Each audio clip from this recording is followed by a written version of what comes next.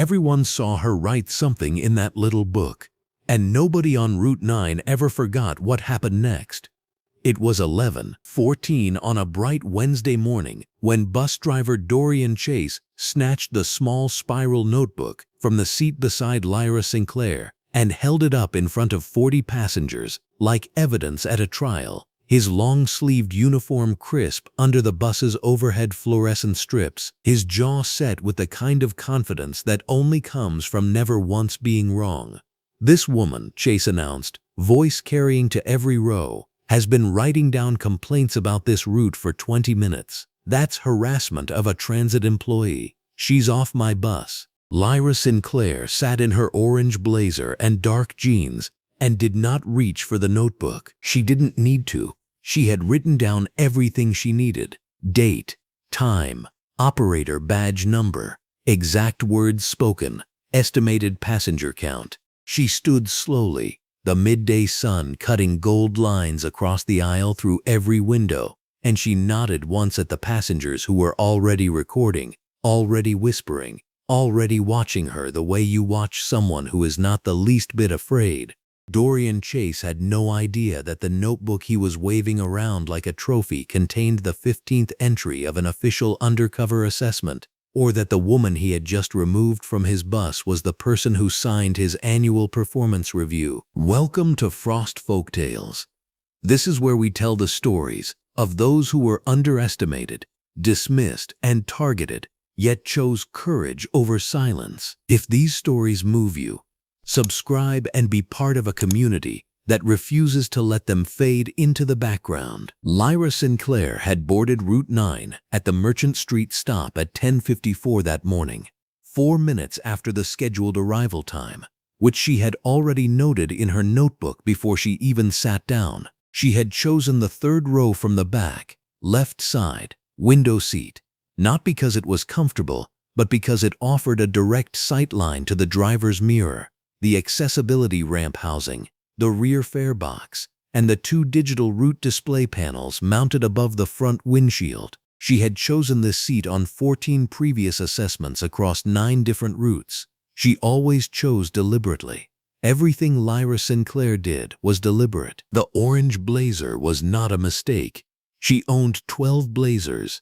She had worn the orange one because it was unremarkable in the way that certain bright things can be, present enough to be seen, not unusual enough to be remembered. She had worn dark jeans and flat-soled shoes that would not click on a floor. She carried her phone in her left jacket pocket and the spiral notebook in her right hand, and she had looked, to everyone around her, like a woman on her way somewhere, passing the time. She was not passing the time. She was working. The notebook was a standard issue assessment form, disguised as nothing at all. 70 pages, college ruled, with a pale blue cover and a single elastic band. Inside the front cover, printed on a label that would only mean something to someone who already knew what to look for, was the case number for assessment cycle 15, Route 9, northbound, Wednesday, initiated under Commissioner's Discretionary Review Protocol, authorized by the Office of the Transportation Commissioner herself. That commissioner was Lyra Sinclair. The notebook was hers in every way a thing can belong to a person. For 20 minutes she had written without pause.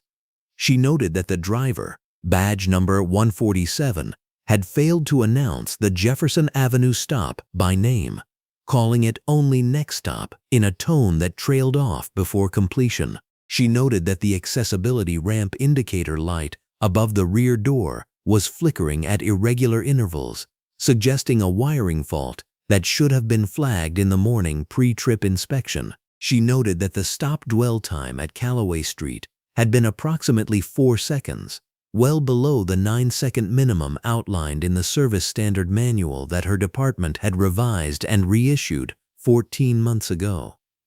She noted the passenger count at each stop, the cleanliness of the floor panels under the overhead fluorescent strips, the temperature gauge reading she could see from the driver's instrument cluster, and the fact that the bus's interior emergency placard was partially obscured by a scheduling notice that someone had taped across it at a diagonal. She noted all of it, and she noted it quietly.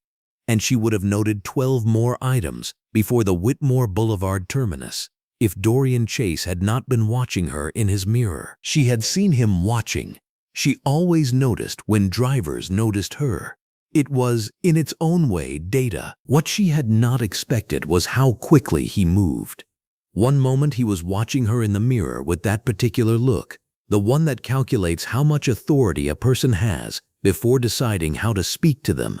And the next, he had pulled the bus to a stop at Faro Street 3 stops early, stood from his seat with a precision that suggested he had rehearsed this, walked 4 rows back, and lifted the notebook from the seat beside her before she had time to process that his hand was already moving toward it. The fluorescent lights above hummed steadily in the silence that followed. Midday sun pressed gold and clean through every window on the left side of the bus. 40 people shifted in their seats. "This woman," Chase said, his voice landing in the exact register of a man who expects agreement, "has been writing down complaints about this route for 20 minutes. He held the notebook at shoulder height, cover facing outward, the way a teacher holds up a textbook to a classroom. "That constitutes harassment of a transit employee. I have the right to remove any passenger who creates a hostile environment. She's off my bus." Lyra Sinclair felt the moment the way you feel turbulence in a plane. Not fear, not even surprise, but a sudden, precise awareness that something around you has shifted and that the only thing you control is your own stillness. She felt the instinct move through her, not anger, something sharper than anger. A single word pressing against the back of her throat. "Commissioner." She held it there. She kept it there because releasing that word would have been the smaller move. Instead, she looked at Dorian Chase the way she looked at budget projections that did not add up, steadily, without expression, for exactly long enough to understand the full shape of what she was seeing. Then she looked at the passengers around her. 3 phones were already raised. A young woman 2 rows back in a pale blue scrub top and gray joggers had her screen angled perfectly toward the front of the bus. An older man, in the seats across the aisle, was watching with his hands folded in his lap and his jaw very still, the way people look when they have seen something before and are no longer surprised by it, but are not yet done being affected by it either. Lyra Sinclair stood. She straightened her orange blazer. She picked up her bag.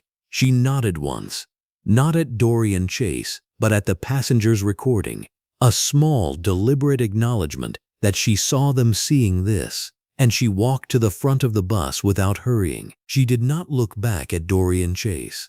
She did not reach for the notebook he was still holding above his shoulder. The doors opened.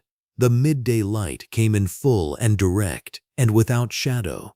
She stepped down onto the sidewalk, and the doors closed behind her. On Faro Street, in the full brightness of a Wednesday morning, Lyra Sinclair stood for 3 seconds on the concrete and let the bus pull away.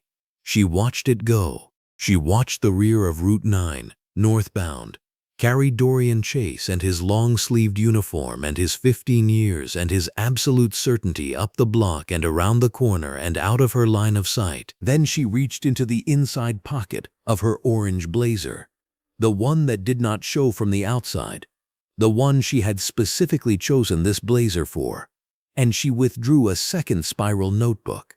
Identical, pale blue cover, elastic band, inside the front cover, printed on a label in the same small font, Assessment Cycle 15, Route 9, northbound, Wednesday, continuation record. She opened it to the first page. She wrote the time, 11:17 a.m. She wrote the location, Faro Street, between 9th and 10th. She wrote the badge number she had memorized 20 minutes ago, 1147. She wrote the driver's name from the placard she had photographed on her phone at 10:56 without anyone noticing, Chase, D. She wrote the precise language he had used, in quotation marks, without paraphrasing.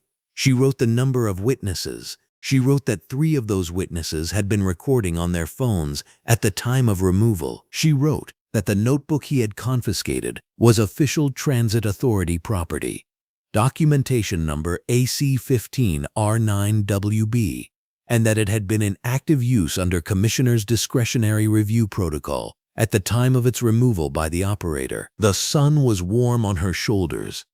The overhead fluorescent strips were gone now, replaced by the full unfiltered light of midday, which was actually better for writing. She kept writing. When she reached the bottom of the second page, she stopped. She held the pen still for a moment and looked up at the intersection sign. Faro and 9th, 43 blocks from the Transit Authority's Central Administrative Building, 22 minutes on foot. She would not take the bus. She reached into her left jacket pocket and took out her phone. She scrolled to a contact with no title, no department designation, no extension number, just a name, Marcus. She pressed it once. It rang twice. He picked up on the second ring and said her name as a question, which meant he already knew something had happened. She had not called him at this hour in 3 months. He would understand what an unscheduled call meant. Lyra Sinclair looked once more up Faro Street, in the direction the bus had gone. Then she looked at the second notebook, open in her hand, already filling with everything Dorian Chase did not know she had seen. She said 3 words: "Start the clock." The Transit Authority's Central Administrative Building sat 4 blocks east of the Route 9 stop, where Lyra Sinclair had been ejected 37 minutes ago. She walked those 4 blocks at a measured pace, not rushed, not slow, the second spiral notebook open in her left hand and a black pen moving steadily across the page. She noted the time she stepped off the bus. She noted the weather: clear sky, midday sun at full strength, temperature approximately 71 degrees, the kind of morning that made the city look competent and well managed from a distance. She noted the address of the stop. She noted that a woman in a red coat had stood on the sidewalk, watching her with a look of uncertain concern, the way strangers look at someone they think might need help but aren't sure how to offer it. Lyra Sinclair had nodded at the woman and kept walking. She had not cried. She had not stood on that sidewalk working through her breathing. She had felt something sharp and clean move through her chest the moment Dorian Chase raised that notebook above his head. And she had filed that feeling somewhere precise and deliberate. The way you file a document you intend to retrieve. You don't destroy it. You don't let it scatter. You put it exactly where it needs to be. The administrative building's main entrance faced a wide plaza with 2 concrete planters and a flagpole. Lyra Sinclair used the main entrance. She had an executive corridor badge that would have taken her through a side door directly to the elevators, but she was still in undercover protocol until she formally documented the assessment's conclusion. And protocol mattered, not because anyone was watching, but because she had built the program to be consistent, and she intended to honor it consistently. A black woman in an orange blazer and dark jeans pushing through the main glass doors of a government building at 11:51 in the morning. Overhead fluorescent light caught her the moment she stepped inside, filling the lobby with the same flat institutional brightness that hummed through every bus she had ridden in the past 8 months. The receptionist at the front desk, a young man named Terrell, who had worked the lobby for 2 years and knew exactly who she was, looked up and nodded once without a word. Lyra Sinclair nodded back and took the elevator. Her corner office occupied the northeast end of the 4th floor. The windows faced east and north, which meant that on a morning like this one, the light came in sharp and horizontal across her desk, catching the surface of every document and making the office feel less like an administrative space and more like a room where things got decided. She set both notebooks on the desk, the first one, which Dorian Chase had seized and then apparently dropped or discarded as she stepped off the bus because it had been on the sidewalk when she turned around, and the second, which she had been writing in since. She sat down. She placed both hands flat on the desk for exactly 3 seconds. Then she picked up her phone and called Marcus. He was in the doorway 18 minutes later, which meant he had been in the building already, close. Marcus Tillman wore his orange polo, tucked neatly into dark slacks, a tablet in his right hand, and a paper file folder in his left. He was 34 years old and had worked for Lyra Sinclair for 3 of them. And in those 3 years she had learned that when Marcus Tillman brought you a paper folder alongside his tablet, it meant the contents were something he wanted you to be able to hold. He set the folder on her desk without preamble. "Dorian Chase," he said. "Route 9, 15 years with the department, union member in good standing. 9 ejection complaints filed in the last 36 months. Lyra Sinclair did not reach for the folder immediately. Closed? All 9. No disciplinary action on any of them. 3 were closed at the supervisory review stage before they reached formal intake. The other 6 were logged, assigned, and resolved as insufficient evidence of policy violation. Demographics of the complainants: 7 black passengers, 2 Latino passengers. Marcus Tillman paused for exactly a beat. 9 for 9. Lyra Sinclair looked at him. Then she pulled the folder toward her and opened it. She read slowly. This was a quality she had developed not in any particular training or professional context, but through a discipline she had imposed on herself over years. The understanding that reading a document quickly is a way of managing your reaction to it, and that she could not afford to manage her reactions by moving past the details. She needed to stay inside the details. Every complaint form had a passenger name, a date, a route number, a brief description of the incident. A woman named Claudette Barnes, ejected for alleged disruptive behavior, June of last year. A man named Victor Reyes, removed for supposed failure to produce valid fare despite a loaded transit card, 8 months ago. A teenager named Deja Moton, 17 years old, ejected for making other passengers uncomfortable. The description so vague it covered nothing and everything simultaneously.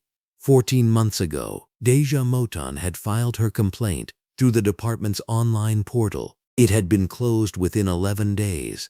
Insufficient evidence. No contact with the complainant recorded. Lyra Sinclair turned each page the way you turn the pages of something you already knew was going to be worse than you expected, but which is still, when you are actually reading it, worse.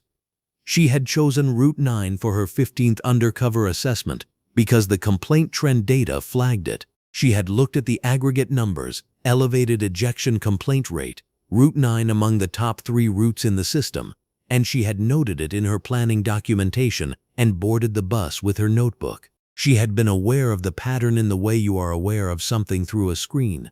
Seeing 15 incidents laid out in sequence in a paper folder on her desk, in her own building, under overhead light that left no shadows anywhere in the room, was different. It was the difference between reading a weather report and standing in the rain. Something settled in her chest that was not grief and was not rage, though it borrowed from both. It was the specific temperature of clarity. She had experienced something that morning on Route 9. 9 other people had experienced variations of it before her. The system had been told 9 times and had done nothing 9 times. The system had not failed by accident. It had succeeded at protecting exactly what it had chosen to protect. She closed the folder. "I want the incident logged through official complaint intake," she said, "under my full name and title. Commissioner Lyra Sinclair. Do not route it differently because of who I am. It goes through the standard process. I want it time-stamped and assigned the same way any complaint would be assigned." Marcus Tillman was already making a note. If it goes through standard intake, it'll land in supervisory review first. Same stage where 3 of Chase's prior complaints were closed before they reached formal investigation. "That's exactly why we log it there," Lyra Sinclair said. "I want a record of every hand it passes through, every decision point. If someone closes it at supervisory review, I want documentation of who made that decision and when." She looked at him steadily. "We're not accelerating this. We're making sure it can't disappear." Marcus Tillman nodded slowly, the nod of someone recalibrating, arriving at her logic from a direction slightly different than the one she had taken to get there. "Understood." "Second thing," she said, "the passengers on the bus were recording. I could see at least 3 phones out when I stood up. I need a public records preservation notice issued for all video or photographic documentation of incidents on Route 9 this morning between 11 and noon. Any footage that exists on personal devices needs to be preserved before it gets deleted, because someone doesn't realize it matters. I can have that drafted inside the hour." Before the hour, Lyra Sinclair said. He was already moving. She sat alone for a moment after he left, the folder still closed on her desk, the 2 notebooks beside it.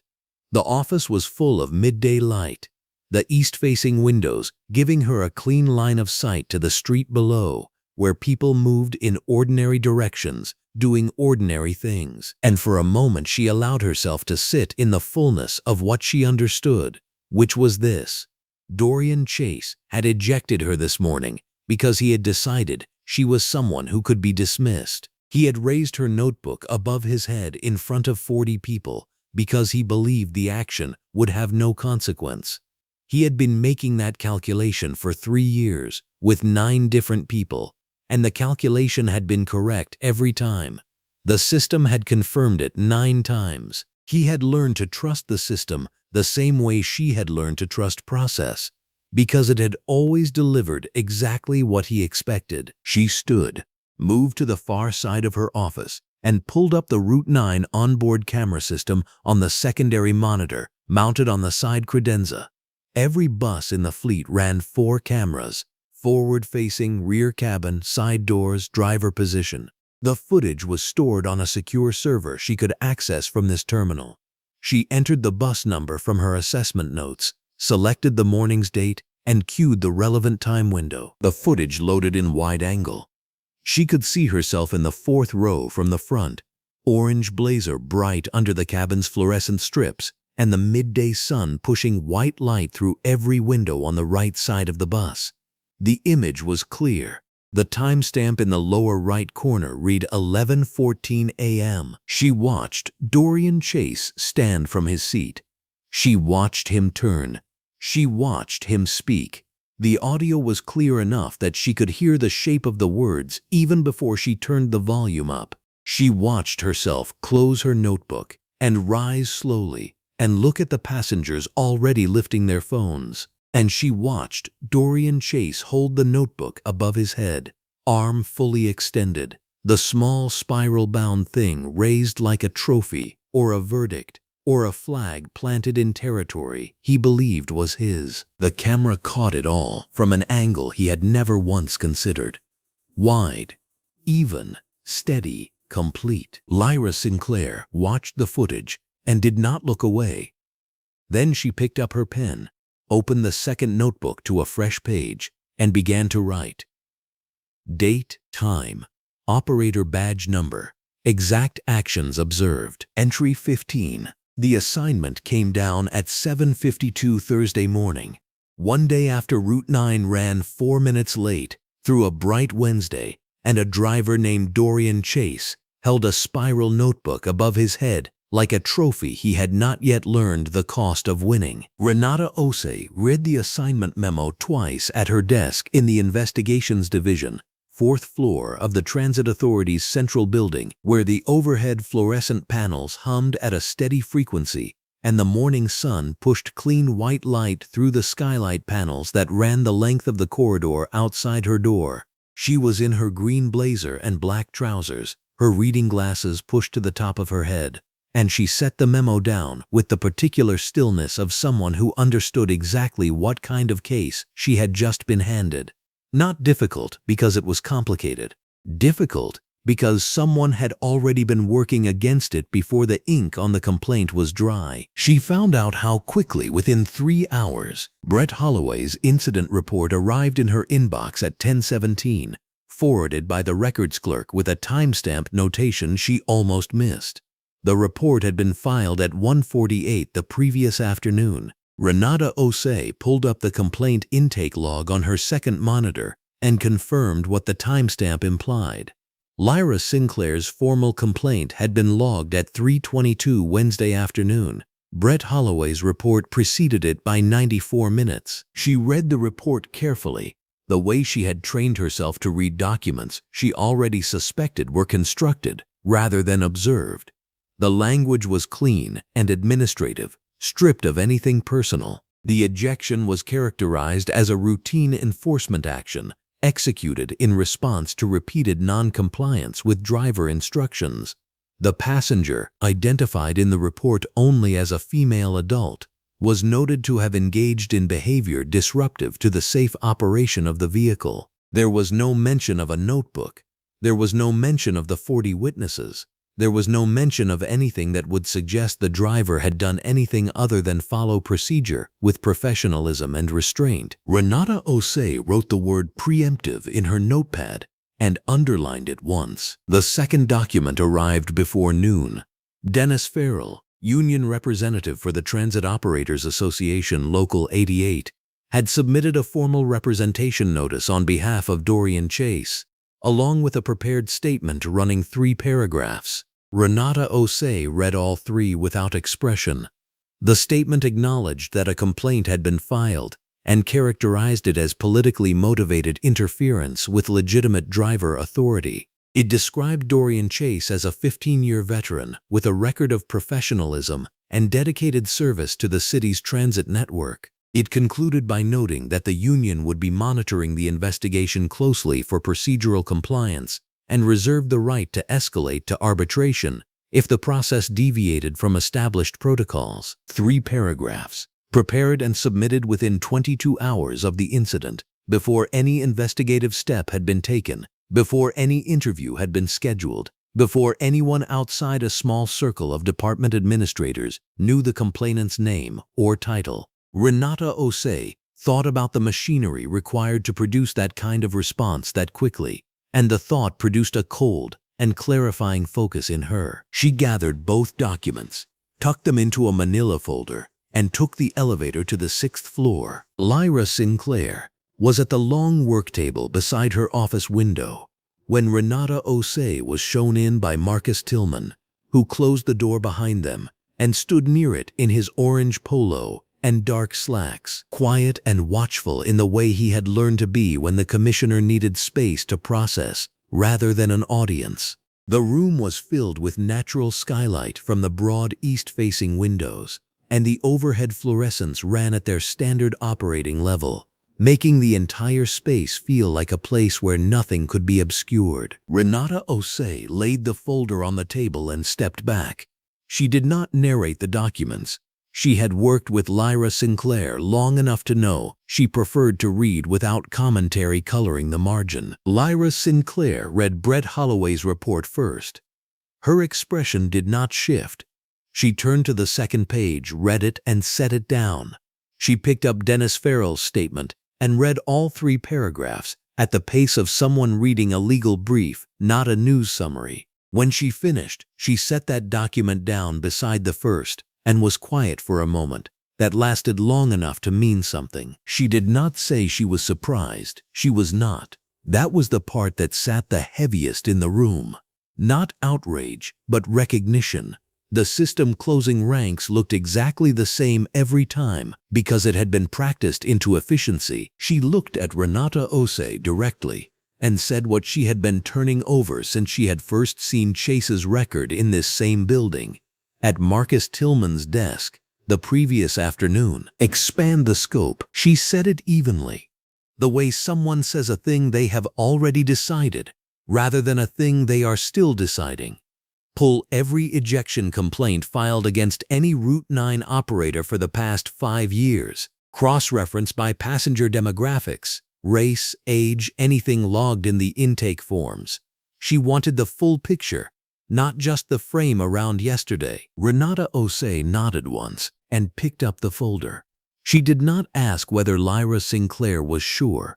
She had been hired precisely because she understood when an instruction was the beginning of a larger motion, not just the correction of a single incident. Marcus Tillman walked Renata Osei to the elevator, and Lyra Sinclair remained at the window table, the midday sun building angles across the surface, and she opened the second spiral notebook, the identical one she had been writing in on the sidewalk while the bus continued up the route without her, and added a single entry beneath the previous day's final line: date, time, documents received, findings, coordinated response, filed preemptively, union representation activated within 22 hours, pattern of institutional protection confirmed at supervisor level, investigation scope expanded to 5 years, full demographic cross-reference. She closed the notebook. 14 blocks south and 3 floors below street level, in the Union Hall's ground floor conference room,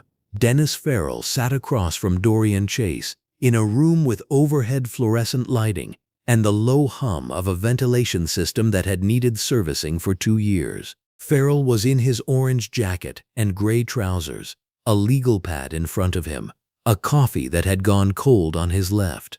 Chase was in a gray Henley and dark work pants, his long-sleeved uniform folded over the chair beside him because his shift did not start until the afternoon. Farrell told him a complaint had been formally filed through the commissioner's office intake system, logged under a real name with a real title. He did not yet know whose name.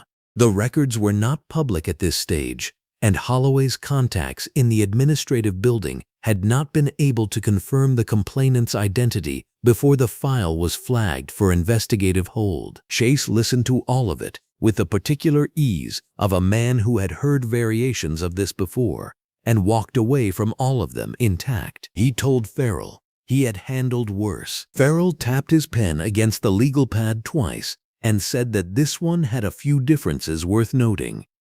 The complaint was logged through the commissioner's office directly, not through the standard public intake portal. There was a preservation notice on all onboard camera footage from yesterday's Route 9 run, which meant legal had already moved, and Holloway's incident report, which had been clean and filed fast, was still going to get scrutinized because of the timestamp problem, which Farrell had already identified as a procedural vulnerability. Chase said Holloway had his back. Farrell said Holloway having his back was exactly the kind of thing that looked worse the more closely someone examined it. Chase said they had always examined it closely before and always found the same thing: a driver who followed procedure, passengers who were not cooperative, and a complaint resolution process that protected operators with clean records. Farrell did not disagree.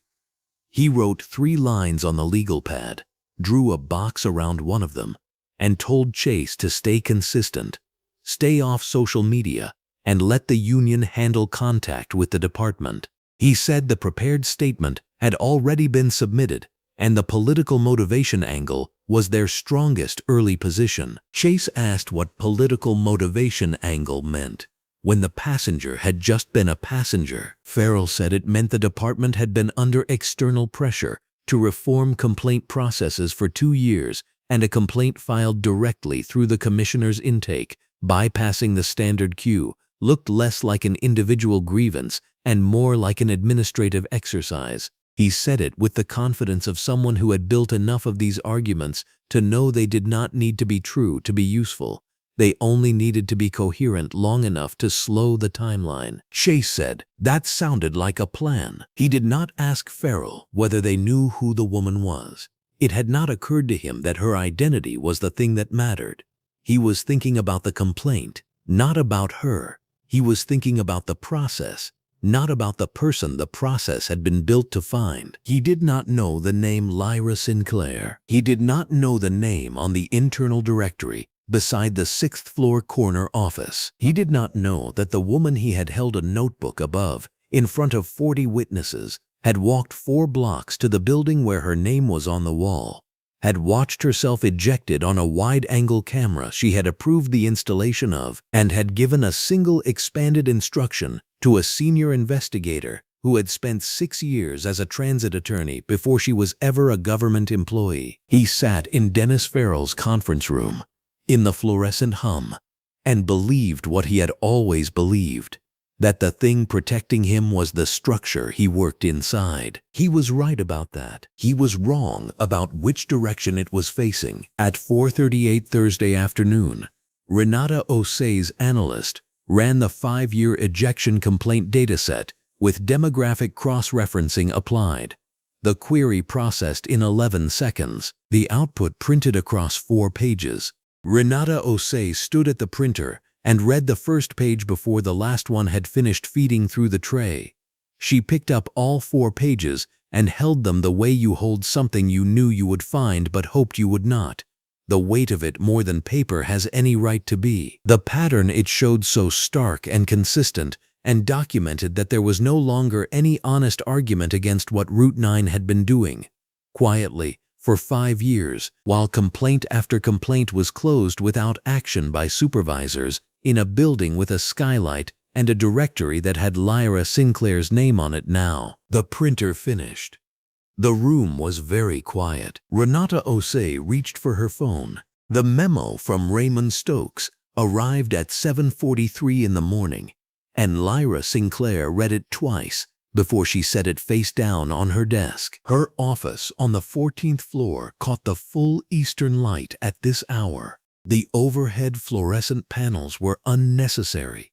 Natural skylight poured through floor-to-ceiling glass, filling the room with the kind of clean, unsparing brightness that made every document on her desk look like evidence. She was in a deep green blazer over a white fitted top, dark trousers, her notebook from yesterday still open to the last page of field observations. She had slept 4 hours. She had eaten half a piece of toast. She had already read the ejection complaint archive twice, and now Raymond Stokes was telling her something she already knew. She pressed the intercom. Send him in. Raymond Stokes was a broad-shouldered man in his mid-50s, cautious in the way that men become cautious when they have survived 4 administrations by never being the loudest voice in any room. He wore his blue jacket over a pale collared shirt, and he carried a single folder the way people carry things they'd rather not be holding. He sat across from her without being invited to sit, which meant he intended this to be a short conversation. I assume you've read it, he said. I read it at home, she said. Then I read it again just now. I wanted to make sure I understood your recommendation the same way both times. Raymond Stokes placed the folder on the corner of her desk. It's not just a recommendation, Commissioner. Farrell is already drafting a public statement. He's going to argue that any investigative outcome is tainted because the complainant controls the department conducting the investigation. That argument is going to land, Lyra, not because it's right, but because it's clean. She looked at him steadily. I know. Then you know what I'm telling you. She did. Procedural recusal. Standard conflict of interest protocol. She was the woman ejected from that bus, and she was also the head of the agency that employed the man who ejected her. The 2 chairs she occupied in this situation were not designed to hold the same person at the same time. Raymond Stokes was not wrong. Dennis Farrell was not stupid.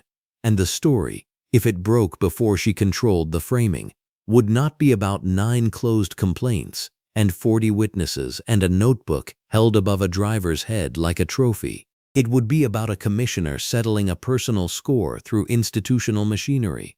That was the version that would survive in headlines. That was the version that would follow her. I'll think about it, she said. There isn't a lot of. I said I'll think about it, Raymond. He left the folder and left the room. She spent the next 40 minutes alone, which was unusual for a commissioner at 8 in the morning, and which Marcus Tillman understood well enough to hold her calls without being asked. She pulled the full complaint resolution history for Route 9 from the department archive. It arrived in her system as a compiled document. Renata Osei's team had already assembled it, and she read it in the flat, merciless morning light with the same methodical attention she applied to every field assessment, entry by entry, complaint by complaint. 9 prior ejections, 9 prior closures. She had known the number since yesterday. What she had not done was trace the administrative chain of each closure individually. She did that now. The first complaint, filed 3 years ago by a woman named Tanya Reeves, had been reviewed and closed by a field supervisor named Grigor Plank, who reported to the Route Operations Division. The second, filed 7 weeks later by a man who gave his name only as D. Williams, had been reviewed and closed by a different field supervisor in the same division. She moved through all 9. The division names shifted slightly across the 3 years, reorganizations, retitlings, one departmental merger, but the chain of command was consistent. Every single closure had been signed off by supervisors working under the umbrella of the Deputy Commissioner's office, Raymond Stokes's office. She set the document down. She did not reach for her phone. She did not write anything in her notebook. She sat with the information the way she had trained herself to sit with difficult things, without rushing toward a conclusion, without allowing the first interpretation to calcify into certainty. There were explanations that did not require conspiracy. Supervisors following a pattern established before Raymond Stokes's tenure, a procedural culture that defaulted to driver credibility without active direction to do so. Negligence, which was damning enough without needing to be something worse. She did not know which it was. She was not certain she would ever know with the precision that accusation required, but she understood something else clearly. The structure had a gravity. Systems did not need malicious intent to produce consistent outcomes. They only needed enough inertia and enough people who found it easier not to look closely. And the result was 9 complaints and 9 closures and a driver who had operated for 3 years with the institutional confidence of a man who had never once been held accountable. She pulled a fresh legal pad from her drawer and began writing. The formal recusal notice took her 11 minutes to draft. She wrote it herself, not a template, not a form, because she wanted the language to be precise and voluntary and beyond legal challenge. She acknowledged the conflict of interest without qualification. She transferred all investigative oversight authority to Renata Ose's office and stipulated that no finding in the matter of the Route 9 complaint should require her approval or signature. She removed herself entirely from the decision chain. Then she drafted the second document. This one took longer. A department-wide directive requiring that all ejection complaints, every single one, on every route, filed by any passenger, be reviewed exclusively by the Office of Passenger Standards, which was Renata Ose's office, rather than by field supervisors. The directive eliminated supervisory discretion from the closure process entirely. It applied retroactively to any complaint currently open. It was effective immediately upon her signature. She could feel the shape of what she was doing. The recusal removed her from the specific case, which was what Raymond Stokes and Dennis Farrell and procedural integrity all required. The directive changed the system through which all cases of this kind would be handled going forward, which was what 9 closed complaints and the names of 9 passengers required.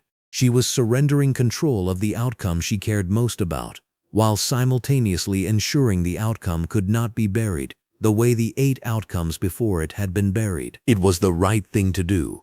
It was also the thing most likely to be misread as an overreach, or as a commissioner using a moment of personal grievance to restructure a department in her favor. She signed both documents. She pressed the intercom again. "Marcus, I need you." Marcus Tillman appeared in under a minute. Orange polo, dark slacks, his tablet already open. He read both documents standing, which was how he read things he needed to process quickly. "The recusal is airtight," he said. "Farrell will have nothing to work with procedurally." He paused. "The directive is going to generate noise. I know some of that noise is going to come from within the department. Raymond's division specifically. I know that too." He looked at her. "Are you sure about the timing? We could hold the directive until after the investigation concludes. Distance it from—" "If I hold it," she said, "then the 9 complaints on record look like the exception that got corrected because a commissioner was personally involved. I need it to be a policy before the investigation concludes, not after. Otherwise, it looks like a response to my situation. It needs to be a response to all of them." Marcus Tillman nodded once. He had the quality she valued most in anyone who worked closely with her. He understood the difference between advice and execution, and once a decision was made, he moved. "I'll file both through official channels before noon. Renata Osei gets briefed first. Renata Osei gets briefed in the next hour. Then Raymond. Then I need you to get me Councilwoman Flores' personal line." Marcus Tillman looked up from his tablet. "How much are you telling her?" "Enough that she doesn't hear it first from a reporter." The call to Diana Flores lasted 18 minutes. Lyra kept it factual and unemotional, which was harder than it sounded. Because Diana Flores was not a quiet listener. She asked sharp questions in the measured cadence of someone already calculating political geometry. She wanted to know the scope of the demographic pattern in the complaint data.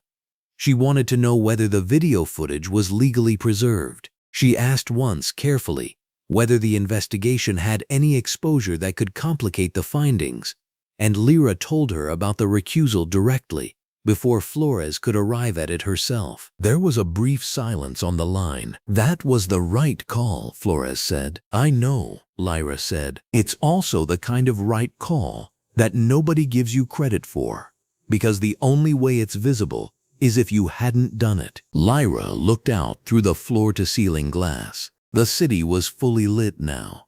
Midday sun direct and uncomplicated.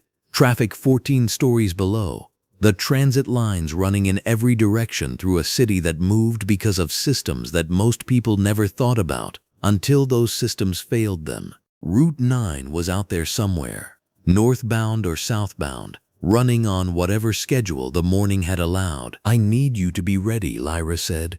"When this breaks publicly, and it will break, I need the council's oversight position to be about the systemic findings, not about me.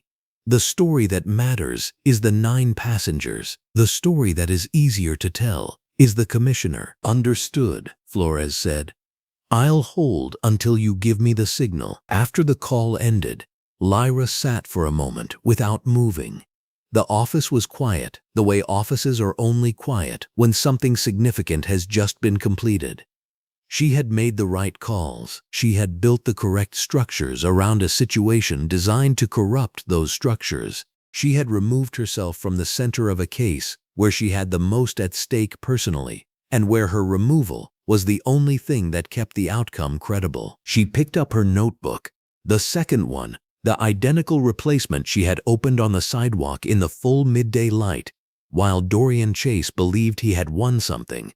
She opened it to the next clean page. She did not write anything yet, but she held it the way you hold something you intend to fill, steadily and without hurry, because the work was not finished. It was not close to finished. The video went up at 11:47 on a Thursday night. Simone Watts posted it from her apartment, sitting cross-legged on her bed in a yellow sleep shirt and gray sweatpants. Her nursing textbooks still open on the desk behind her. She had been staring at the footage on her phone for 3 days, replaying it, stopping it, replaying it again, watching Dorian Chase's arm rise, the notebook lifted high above his head, like something he had conquered, and the woman in the orange blazer, standing so still in the aisle that she seemed to be made of something harder than the rest of the bus around her. Simone had posted it with no caption. She did not need one. She watched the view counter for exactly 4 minutes, saw it reach 37, set her phone face down on the mattress, and went to sleep. By 6:14 the next morning, the view counter read 240,000. By 8 o'clock, it was past 400,000 and still climbing, and the comments had long since stopped being manageable. People were sharing it with tags Simone hadn't used. People were sharing it into spaces she had never visited. The video had grown legs she didn't give it, and it was walking fast, and there was nothing to do now but watch where it went. Across the city, Gerald Hutchins was already awake. He had been awake since 5, which was his habit, blue flannel shirt and dark trousers pressed the night before, coffee made strong, the news on low volume. He was 63 years old and had spent 31 of those years teaching 8th grade history, and he recognized the kind of moment that demanded a written record the same way he had recognized it in a classroom. The shift in the room's temperature, the thing that had been invisible suddenly refusing to stay that way. He had found Renata Osei's office contact number on the Transit Authority's public directory, and at 8:22 in the morning he called and left a message that was precise, unhurried, and specific. He had witnessed ejections on Route 9 on 3 separate occasions. He gave the dates he remembered: November of last year, March, and once in late August. He gave approximate times. He gave the route stops where the ejections occurred. He said he had tried to file a complaint twice and would very much appreciate a return call. Then he said his full name clearly, spelled it, and hung up. Renata Osei was already in the conference room on the 7th floor when Marcus Tillman forwarded her the voicemail at 8:40. The conference room ran the full length of the building's east side, overhead fluorescent strips humming in 2 long rows above, and the north wall was floor-to-ceiling glass that let the morning skylight fall across the long table in pale, clean sheets. Renata Osei was in her green blazer and black trousers, her files arranged in 3 columns in front of her. And when she listened to Gerald Hutchins' message, she played it twice, wrote the dates he cited into her notebook, and then cross-referenced them against the complaint archive her team had been building since the expanded scope directive came through. She found a closed complaint from November, no resolution noted, closed with a single line from Brett Holloway's office. Complaint reviewed, no violation established. She found nothing for March. She made a note to ask Gerald Hutchins what he observed in March, whether or not a complaint was filed, because she already understood that the absence of a complaint did not mean the absence of an incident. It meant something else entirely. By noon, Renata Osei's team had located 6 additional former passengers through the preserved complaint records and 2 through social media contacts that surfaced after the video spread. They were all Black or Latino. Their complaints spanned 4 years. Every single one had been closed without action. 5 of them signed off through Brett Holloway's supervisory chain, 2 stamped with a generic closure code that Renata Osei's investigative team had started calling the disappearing stamp because it appeared on complaints, and then those complaints ceased to exist in any meaningful way. She began interviews that afternoon. The conference room with the skylight wall became a different kind of space over the next 2 days. Renata Osei sat across the long table from person after person: a warehouse supervisor named Curtis, a college sophomore named Yolanda, a home health aide named Marisol, a retired letter carrier named Jerome, a food service worker named Pilar, a graduate student named Andre, and she listened to each of them describe a version of the same event with details so consistent it was almost like hearing one long sentence broken into 6 voices. A stated reason that didn't match what was happening, a raised voice that came before any actual exchange, a hand extended toward them in a way that was less a gesture and more a direction. The door. Get off. You're done. The accounts were specific in the ways that truthful accounts are specific. They remembered what they were wearing. They remembered what stop it was. One woman remembered the exact song that had been playing in her earbuds when it happened, because she had never been able to listen to it since. Renata Osei wrote it all down. The fluorescent light above was even and unsparing, and everything in that room was clearly visible. At 2:15 on the second day of interviews, Dennis Farrell released a statement on behalf of Dorian Chase. The statement called the video misleading, taken out of context, and said it failed to capture the full interaction that preceded the ejection. It described the complaint against Dorian Chase as politically motivated harassment of a veteran transit employee with 15 years of service, and said the investigation had been improperly influenced by parties with personal interests in its outcome. It used the phrase witch hunt twice. The statement was 3 paragraphs long and contained no specific facts that could be verified, checked, or contradicted. which was, Renata Osei understood the entire architecture of it. You did not build a statement like that to be believed. You built it to create noise, to make the record feel contested, even when the record was not. Marcus Tillman read the statement at his desk and forwarded it to Lyra Sinclair's inbox with a single line. Farrell's first public move. Want me to respond? Lyra Sinclair replied within 2 minutes. No, let Renata's office hold the public record. We don't compete with noise. Supervisor Brett Holloway was placed on administrative review that same afternoon. The notice was delivered by HR through the proper channel, which meant it went through Raymond Stokes's division, which meant there was a moment, brief, documented in the administrative log, where the structure that had protected Dorian Chase was now being used to hold one of its own components, still long enough to be examined. Renata Osei noted the administrative review timestamp in her file and kept working. The video hit local news at 6 o'clock on Friday evening. The segment was 40 seconds long and used the same footage Simone Watts had posted, cut to the moment Chase raised the notebook. The anchor used the phrase disturbing video and said the transit authority had not yet confirmed the identity of the ejected passenger. The segment ended with a graphic showing the view count, which by airtime had crossed 900,000.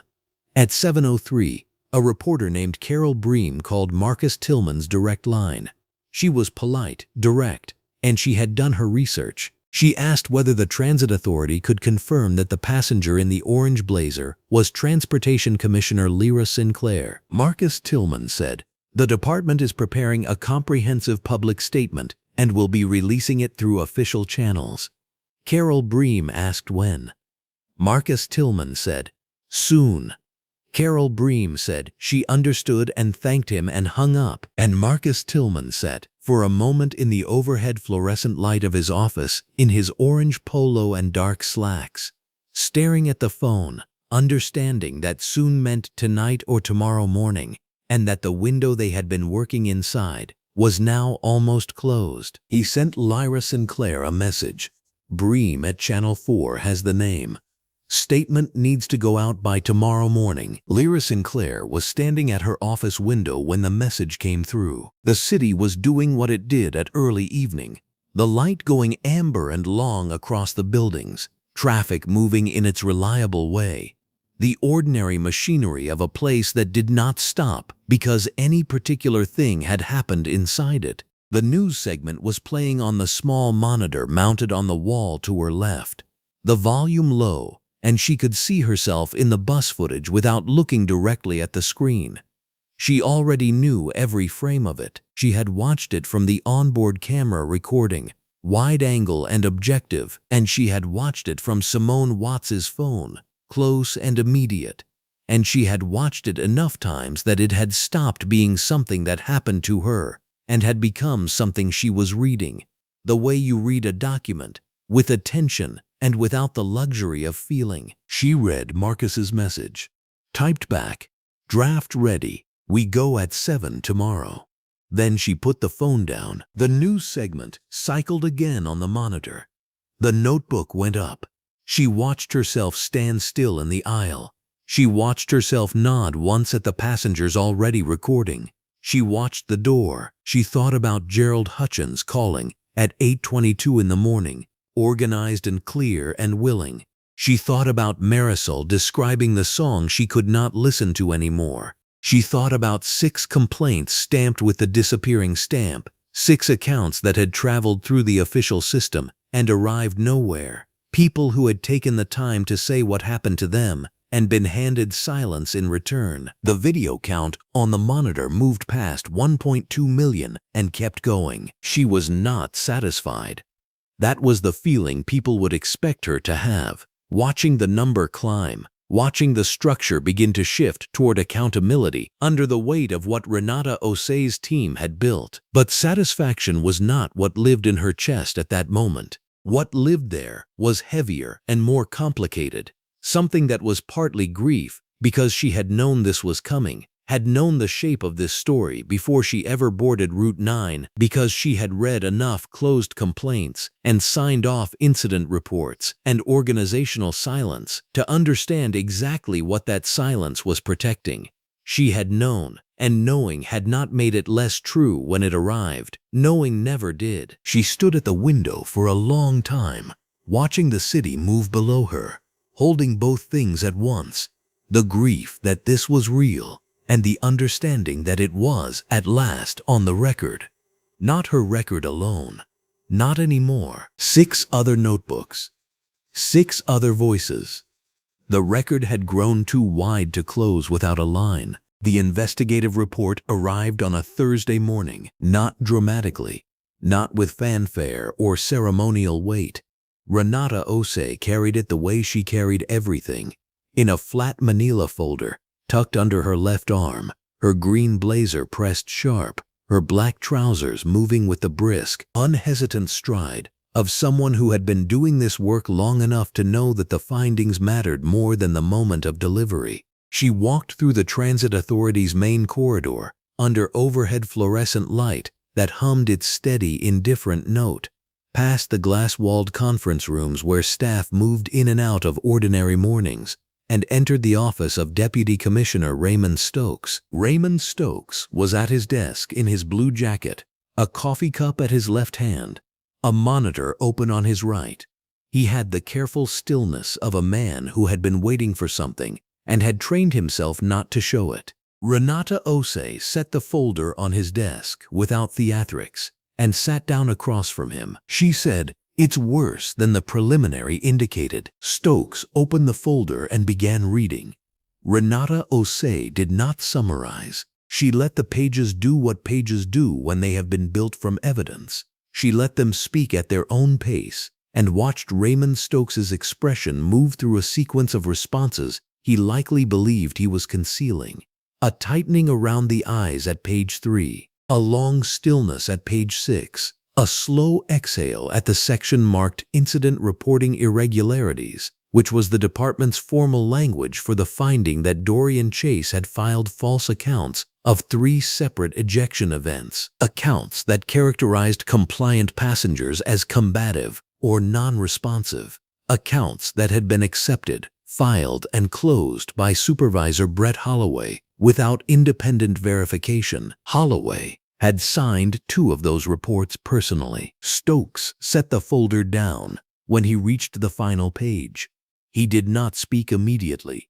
The fluorescent light continued its hum. Outside the window, the morning was fully bright, natural light pressing in from a clear sky. The kind of Thursday that had no interest in accommodating the weight of what was sitting on Raymond Stokes's desk. He said, 7 documented incidents. Renata Osei said, 7 with complete evidentiary support.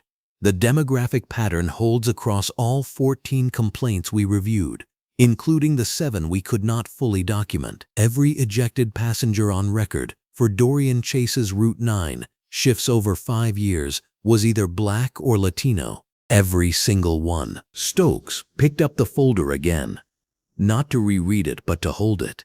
He said, "Does Farrell have this yet?" Renata Osei said, "Not this version. He has the preliminary findings summary we were required to share under the union agreement. He requested a meeting this afternoon." Stokes nodded slowly.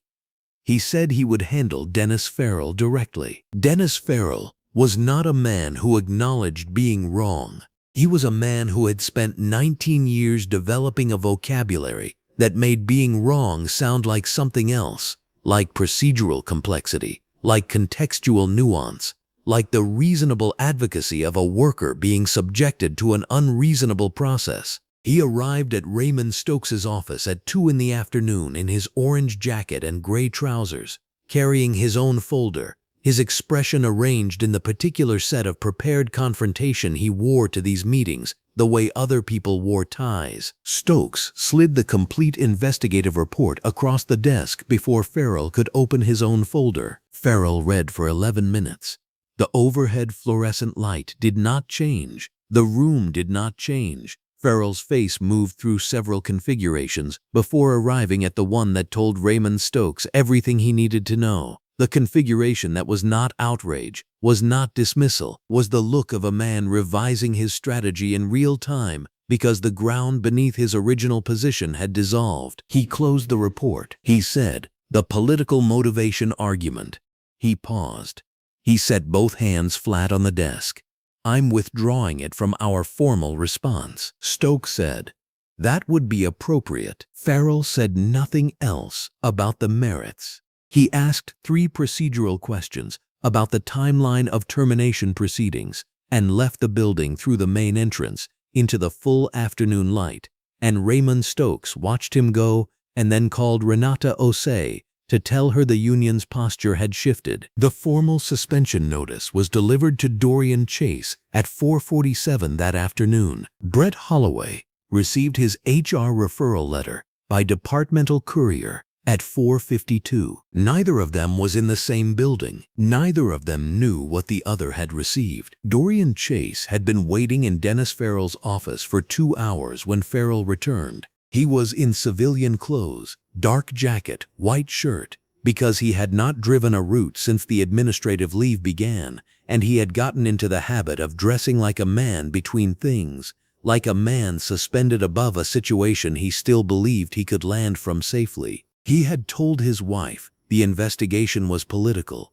He had told his neighbor the woman on the bus had been looking for trouble. He had told himself, in the specific and necessary way that people tell themselves things, that 15 years of service meant something, that the union would hold, that the complaint was an irritant and not a demolition. Farrell sat down across from him and put the investigative report on the desk. He did not slide it across.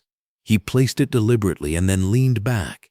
And something in that gesture, the care of it, the absence of his usual forward energy, made Dorian Chase's certainty shift 1 degree before he even touched the pages. He began reading. The report was thorough. Renata Osei had built it with the precision of someone who had been a transit attorney before she was an investigator, and who understood that the document would be read by people looking for any crack in its architecture.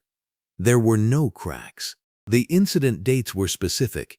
The passenger accounts were corroborated by onboard camera footage, by preserved phone recordings, by the testimony of Gerald Hutchins, who had witnessed 3 of the incidents and provided dates and approximate times that matched the camera logs precisely. The false incident reports were laid against the camera footage line by line, each fabricated description of passenger behavior placed directly beside the footage timestamp that contradicted it. Chase read slowly. The fluorescent light overhead was steady and full.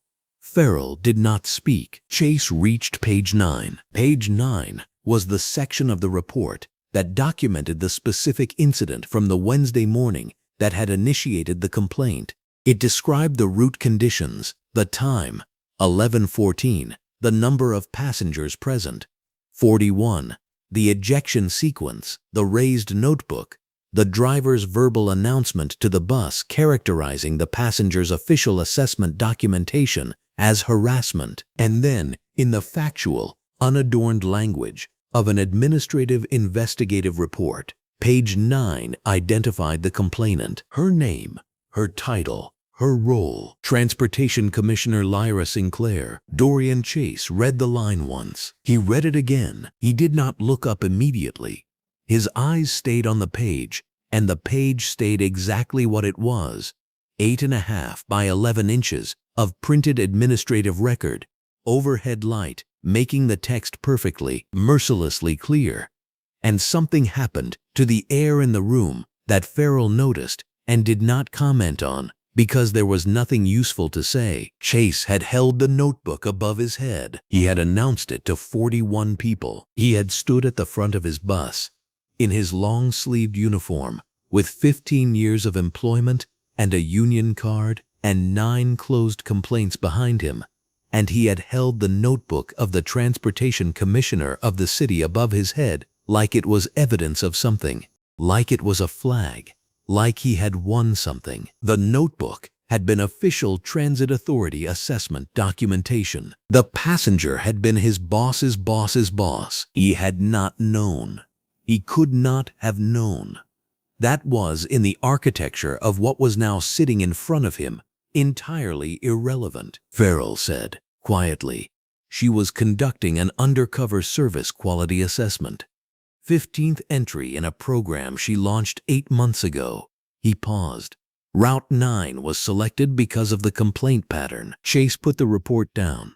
He did not slam it. He did not push it away. He set it down the way you set something down when your hands have stopped receiving instructions from the part of you that usually manages them. He did not speak. The silence in Dennis Farrell's office was not the silence of shock exactly. It was something more specific than shock. It was the silence of a man encountering the full dimensions of a thing he had walked into without seeing and finding, now that the lights were entirely on, that the room was much larger than he had believed, and that he had been observed from every corner of it. He thought about the woman in the orange blazer. He thought about how still she had been. He thought about how she had stood slowly, nodded once at the passengers already recording, and walked off the bus without a single word, not in defeat, not in deference, but in the particular unhurried manner of someone who already knew how the remaining chapters would read, who had read this kind of story before and understood that the ending was not in the confrontation. The ending was in the document. The ending was always in the document. Farrell said, "The suspension is formal as of this afternoon. Termination proceedings begin next week." Chase said nothing. Outside the window of Farrell's office, the late afternoon light came in clean and level, the kind of light that has no interest in atmosphere, that simply falls on whatever is present and illuminates it with complete indifference. It fell on the desk. It fell on the report. It fell on Dorian Chase's hands, still resting on the table, still holding nothing. He had wanted her to feel small. She had felt nothing of the kind. She had felt, in those moments, exactly what she needed to feel.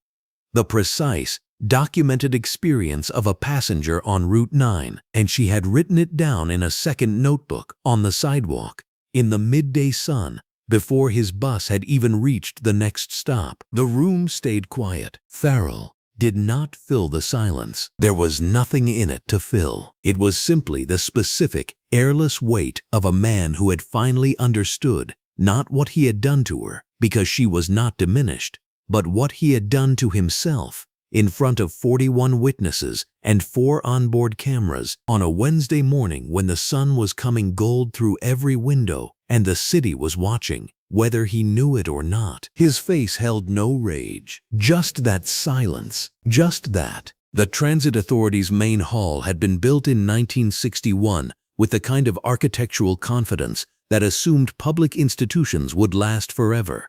The ceiling was vaulted glass and steel, and on a clear Thursday morning, natural skylight poured straight down through it in broad, clean columns of light that fell across the polished concrete floor like something intentional. There were no dim corners. There was nowhere to hide from the brightness, and Lyra Sinclair had chosen this room for exactly that reason. She stood at the podium at 10 a.m. precisely. Her green blazer was pressed without a single crease.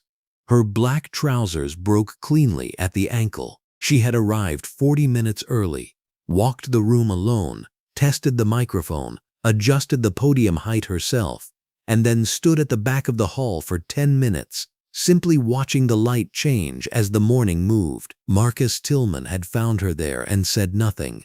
He understood by now when she needed silence and when she needed a briefing. He had handed her a single sheet of paper, the final name confirmation list, and stepped back. The hall filled steadily.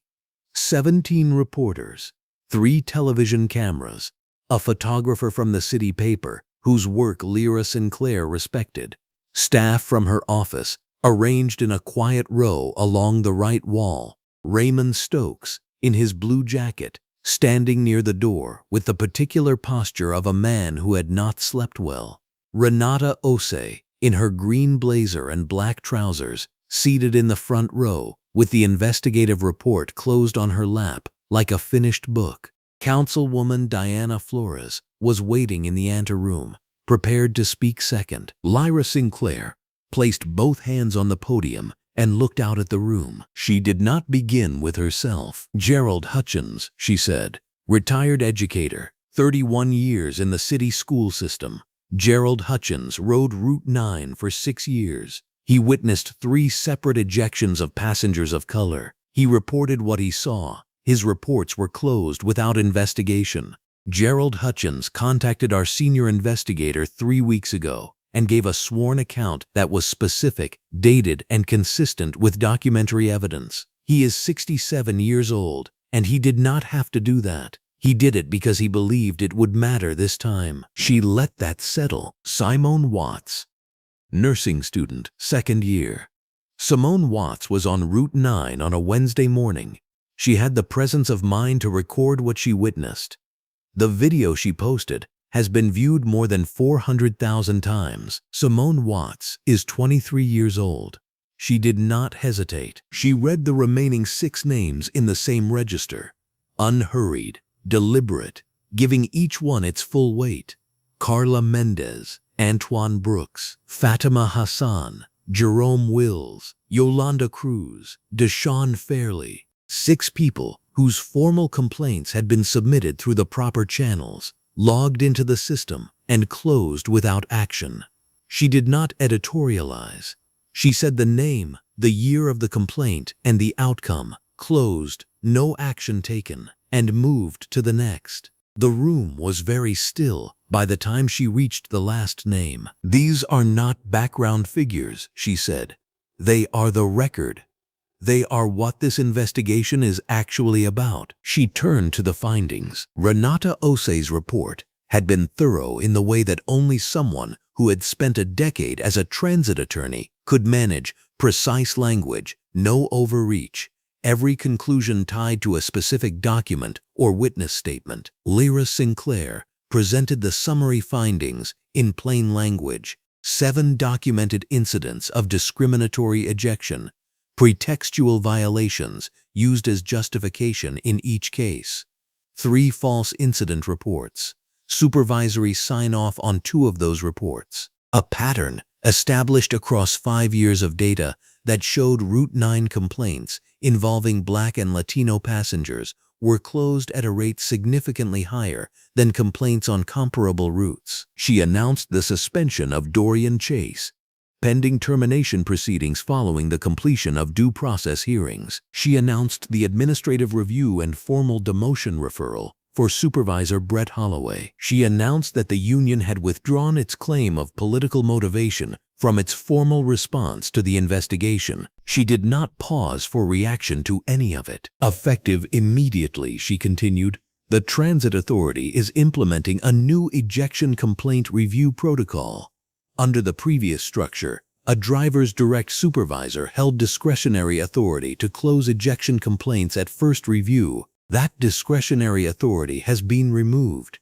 All ejection complaints will now route directly to the Office of Passenger Equity, which will conduct independent review. Supervisory sign-off is no longer sufficient for closure.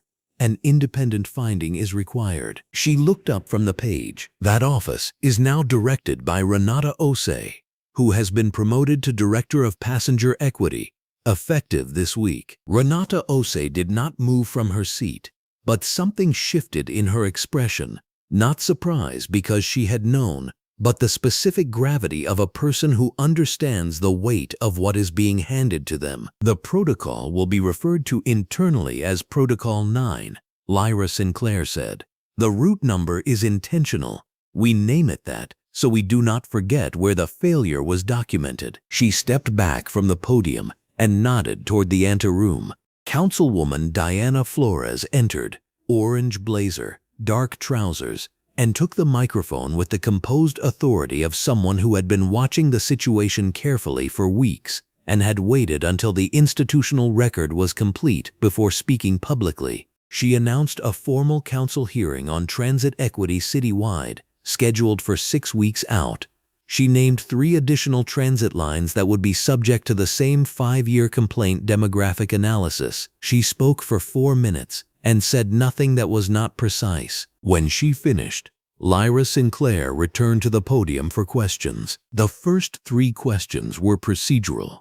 She answered each one directly, without elaboration beyond what was accurate. On the 4th question, a reporter from the city paper, the one whose work she respected, leaned slightly forward and asked, "Commissioner Sinclair, why didn't you identify yourself on the bus?" The room sharpened. Lyra Sinclair had known the question was coming. She had known it since the morning she walked 4 blocks back to the administrative building and entered through the public entrance. She had thought about how to answer it, and she had decided the only answer worth giving was the honest one, because the point of the assessment was to experience what every passenger experiences, she said. Identifying myself would have produced a performance. I was not there to observe how drivers behave when a commissioner is watching. I was there to observe how the system operates for the people who depend on it every day without the option of identification. She paused, not for effect, but because the next part required care. There has been some public focus on the fact that the passenger on that bus turned out to be the transportation commissioner. I understand why, but I want to be direct about something. The problem on Route 9 was not that the driver ejected someone important. The problem was that the driver had been ejecting people for years, and the institution had been looking away. The significance of my presence on that bus is not who I am.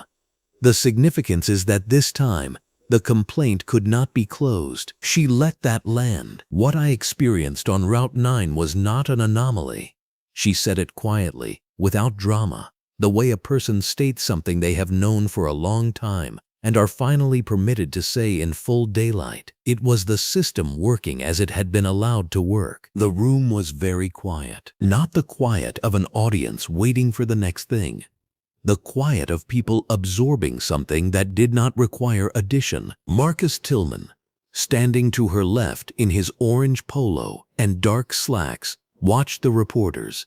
He had been with Lyra Sinclair for 3 years. He had seen her in budget hearings and union negotiations and the particular exhausting theater of city council presentations. He had never seen a room go this still for her.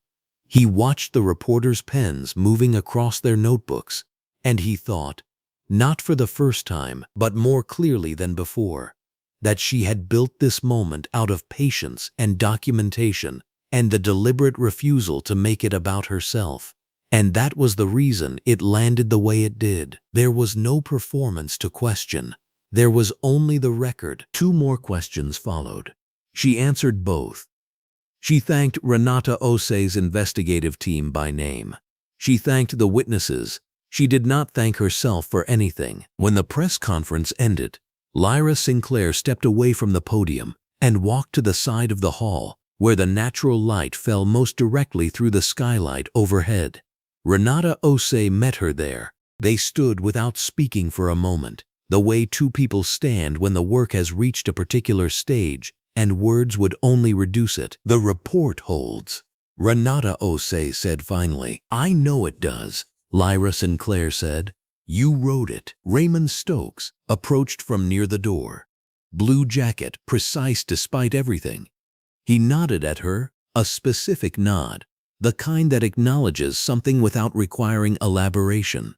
She returned it. Marcus Tillman appeared at her shoulder with her coat and the second notebook, the duplicate she had opened on the sidewalk 6 weeks ago, now nearly full.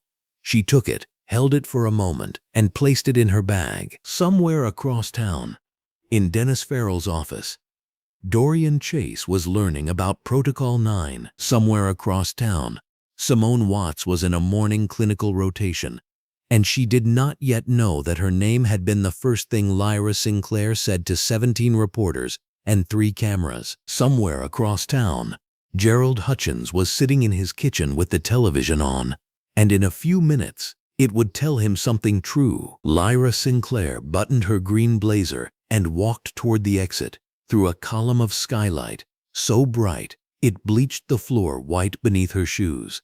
She did not look back at the podium. The work was already ahead of her, and she had always been better at forward than she was at back. Marcus Tillman followed 2 steps behind, already pulling up his calendar, already thinking about the 6 weeks before the council hearing, already making the list. The hall emptied slowly behind them, and the light stayed exactly where it was. The termination letter was finalized on a Thursday. No ceremony, no cameras, just a stamped document, a closed personnel file, and a 15-year career reduced to the administrative weight of 12 pages. Dorian Chase signed the acknowledgement form in Dennis Farrell's office, the same office where he had once sat with the comfort of a man who believed he was untouchable, and he walked out through the glass doors into a Tuesday that did not notice him at all. The union had negotiated the terms. The process had been followed exactly as it was written. There was nothing dramatic about it. That was perhaps the most complete part of the ending. Brett Holloway was not terminated. He had not been the one holding the notebook above his head, but the investigative record was specific about his role, and the department's response was proportionate and documented. He was formally demoted from district supervisor to route compliance coordinator, a title that carried no subordinates and no signatory authority over complaint closures. He was enrolled in mandatory retraining covering passenger rights, incident documentation standards, and supervisory accountability. He would spend the next 18 months being evaluated by the same office he had once made irrelevant through bureaucratic indifference.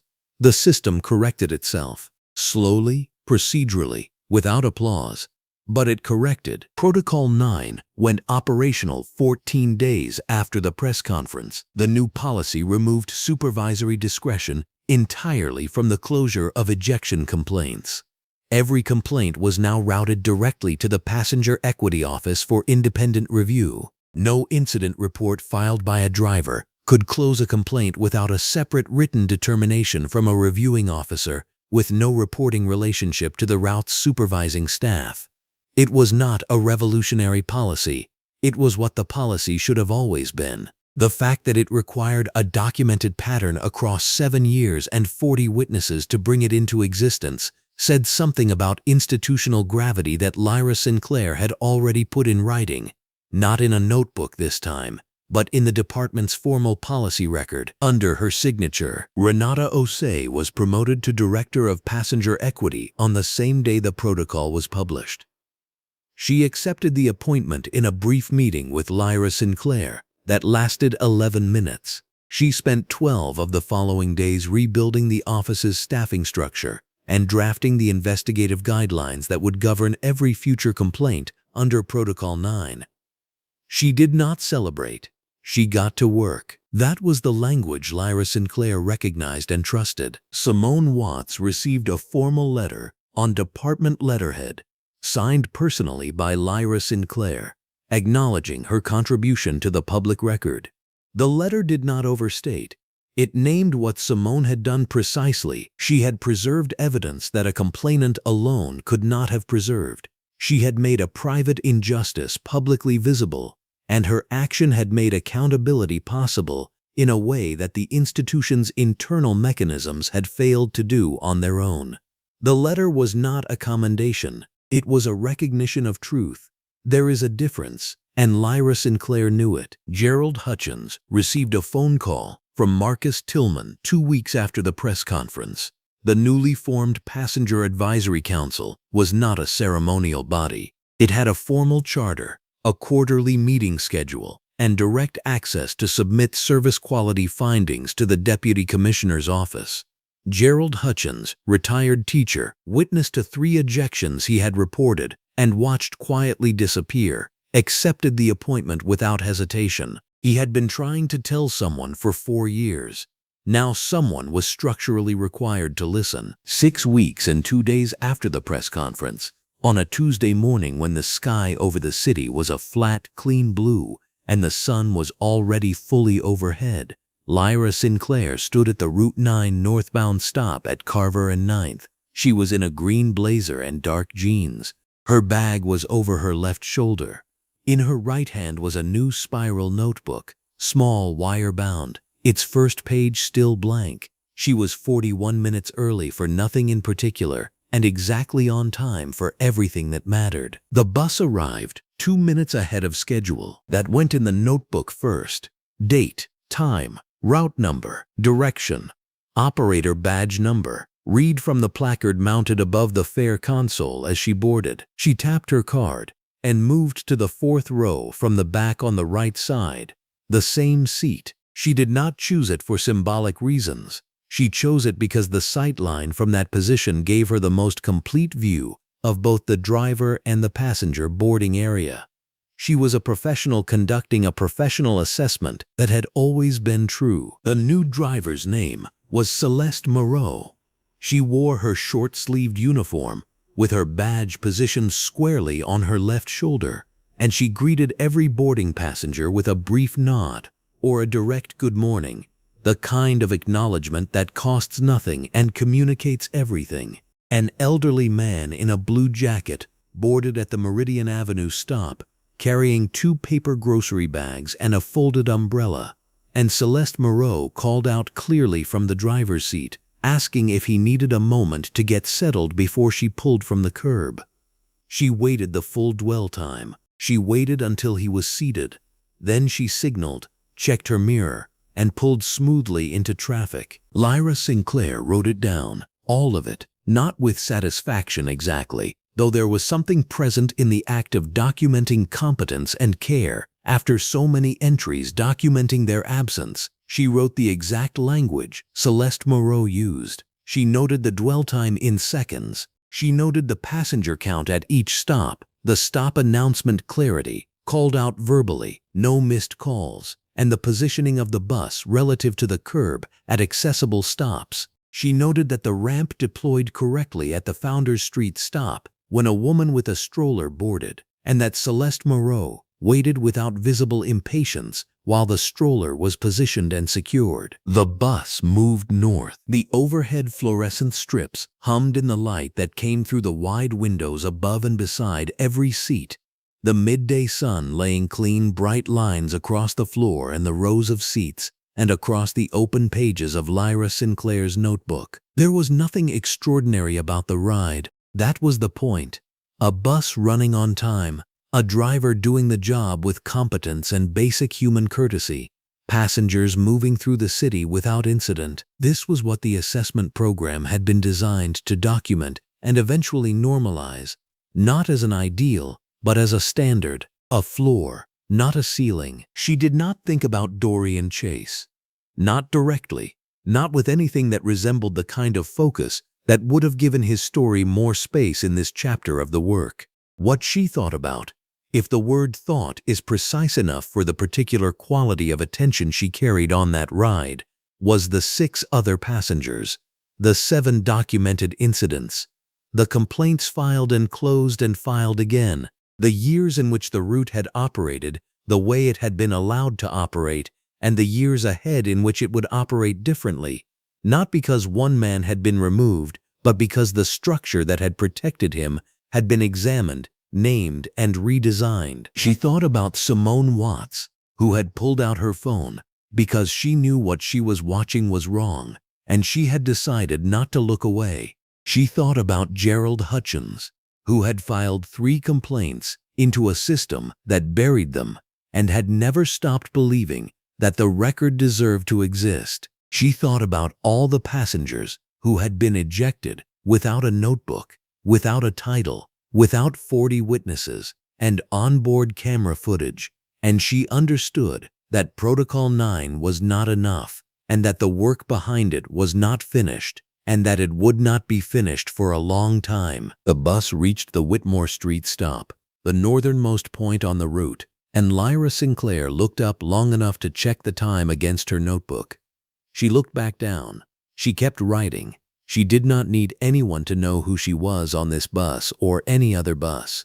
She never had. The assessment was entry 1 of a new citywide cycle, and there were 14 other routes after this one, and the work had a next chapter the way all serious work does. Not an ending, just a direction. The bus moved through the city in the midday sun. Lyra Sinclair kept writing. You just heard a story that history tried to overlook. If it stayed with you, take a second to stand with it. Subscribe, share, and help us keep telling the stories that deserve light, not silence.